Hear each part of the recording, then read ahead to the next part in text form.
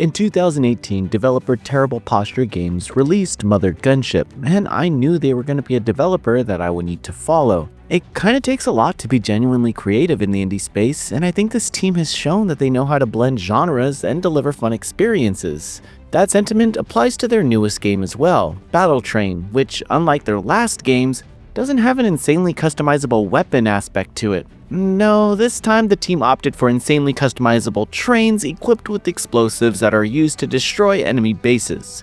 See? Creative, just like I said. Yes, my documentary. Let us celebrate my champiversary together. Do you hear that? That is the sound of the dreams of another unworthy challenger being crushed. Their tears are sweet nectar. Hank Hannigan here. I know I said that already, but introductions are my favorite part of a conversation.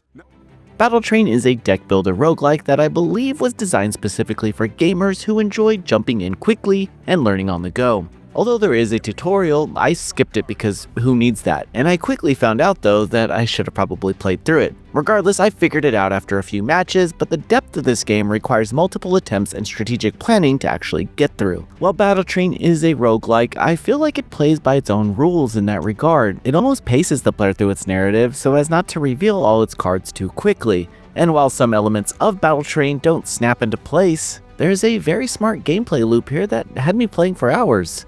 Battle Train takes place within a game show. The announcer introduces the first contestant who is an eager fan, and you're off to the tracks. The animations within these narrative scenes is terrific, and the voice acting matches the Cartoon Network inspired character dialogue. Is interesting.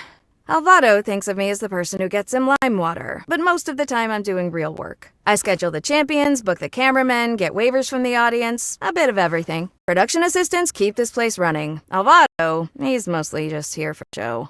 It encourages the player to continue playing, if only to unlock more cutscenes. However, its roguelike structure actually introduces some redundancies.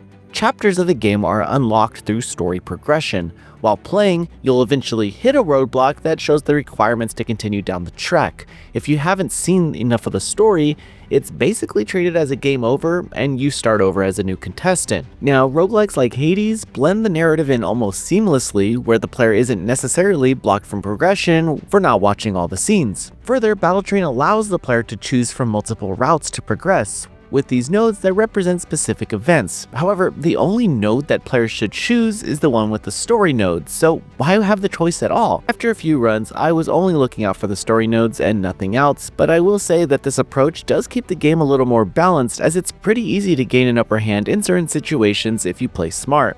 Okay, so back to the story. While the game opens with the player assuming there are a bunch of contestants, there actually aren't. Instead, many of the contestants you play as are pre-generated characters with no soul. This does make it difficult to care about the contestants, but it does work within the game flow because they technically don't die. Actually, I'm not sure about that. They might be dead. Regardless, you'll feel more attached to the enemies than you do the contestants because they all have some pretty over-the-top personalities that match their special cards. On top of that, they even get animated skits to add some more weight to their characterization, but don't expect too much.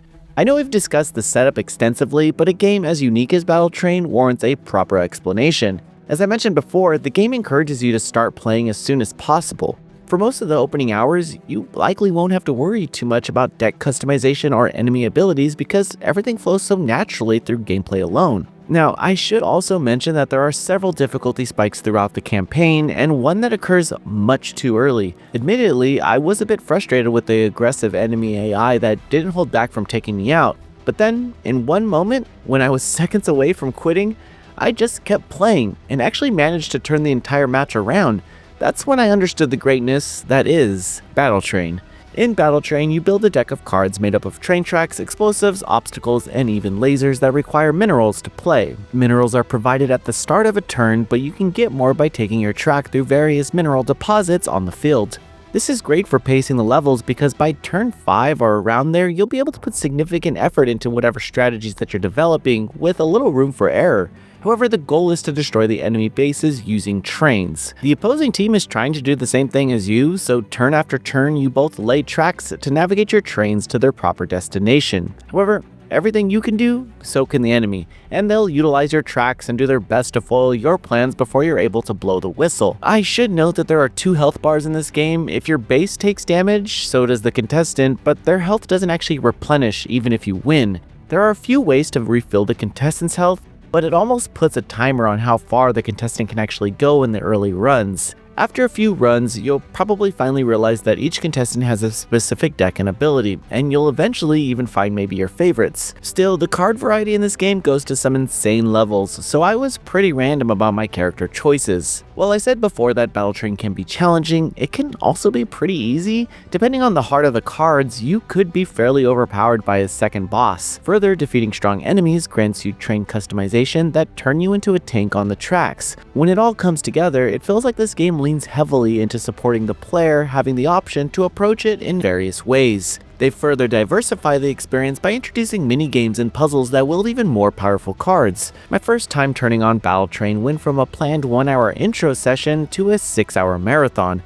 I was just having too much fun. The forced restarts and constant rewards made the roguelike structure easy to deal with from a frustration standpoint, and the ever-changing track-laying strategies kept me eager to see what the next stage layout would be. It's as if every level is actually a puzzle. You know, one of those puzzles that can make you feel really smart when you do something cool, but then really dumb when you make a mistake. And yet, I was always having a good time. Battle Train is kind of a tough sell, but anyone who plays this game will likely find something to enjoy about it. It doesn't lean heavily on its genre, instead its only focus seems to be delivering a fun and often challenging experience to players. There are even daily missions to keep you coming back for the addictive game loop whenever you want, and maybe get on the leaderboards. It's a charming game, and while some tweaks can be made to tighten up the systems, I had a great time. Noisy Pixel is giving Battle Train an 8 out of 10. Thanks for watching. This video is brought to you by our supporters on Patreon. Noisy Pixel is run by a group of gamers providing independent gaming coverage through news, reviews, previews, and more. Check out our Patreon to help support our continued growth, and subscribe to keep up with all our future content.